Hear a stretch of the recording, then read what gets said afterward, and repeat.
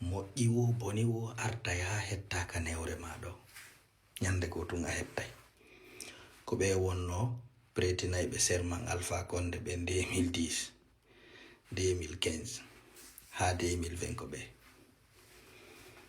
hande Doumbouya wattimo ka kaso duuɓi 10 kanko wo mo o wondinayno on wondayɓe ɓen tawaɓe wondugol ɓe wondinayɓe ɓen woɓɓe no ka kaso woɓɓe no ka berɗe woɓɓe no exil wallahi wa billahi wa tallahi kala ko howuɗa a hettay a hettay eyɓe jentité. Moi, Alpha Condé, président de la République, élu conformément aux lois, je jure devant le Conseil sur mon honneur de respecter scrupuleusement les dispositions de la Constitution, des lois et des décisions de justice. Je défends les institutions constitutionnelles, l'intégrité du territoire. Sikkude ko Doumbouya jettiri o bogi ka kaso duuɓi 10 fawi mo o alamani ɗo ko paske mo bonni o e Doumbouya kombo ɓuri bonnude kono ko ɓeɗo adi bonnude ɓe fof ɓe bonni Doumbouya kadi na goɗɗo votanimo wari o jooɗi ko yimɓe wari o jooɗi ka oɗo kadi ko fenade nde o bambuno hankide ko hetti hande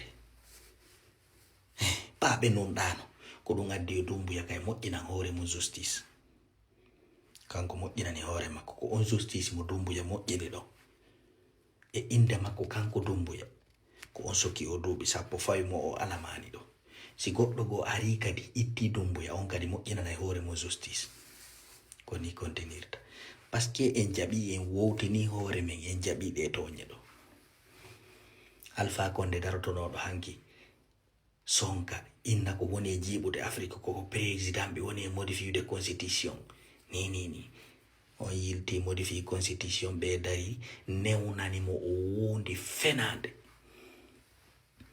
hoore rufugol ƴiiƴe miskinaɓe wara yimɓe ɓe fof ɓe hettay mo waɗɗike janfagol yimɓe o sakkitoray ni sugol mi tottaka.